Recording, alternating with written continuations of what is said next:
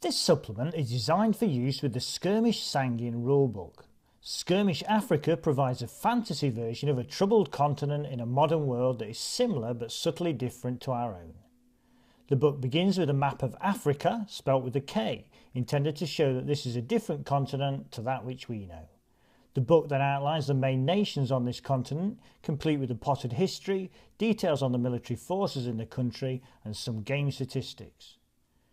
Once the sitrep has been established, details are provided on how to create a force of private military contractors, the mercenaries of the modern world, then moves on to creating guerrilla forces, showing stats and information for a number of sample units and additional rules that can be applied to the guerrillas. The rules use a points-based system. There are a number of sample scenarios outlined in the book, complete with force descriptions, maps, setup information and more. These act as a series of introductory games to help players adjust to the new background and stats.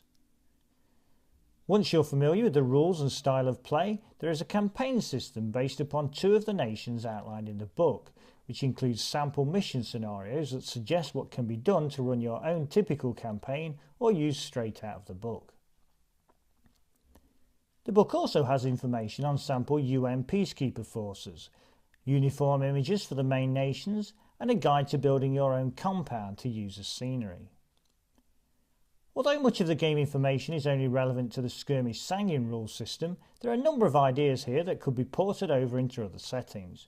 The maps and information for the scenarios in particular, which are well laid out, could easily be adopted.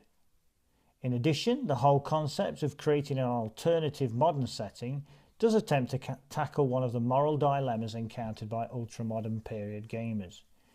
If you're looking for a new setting for your Skirmish Sangin games or just a quick reference for an ultra-modern setting to use miniatures and models you already have, this could be a handy reference that will save you a lot of work.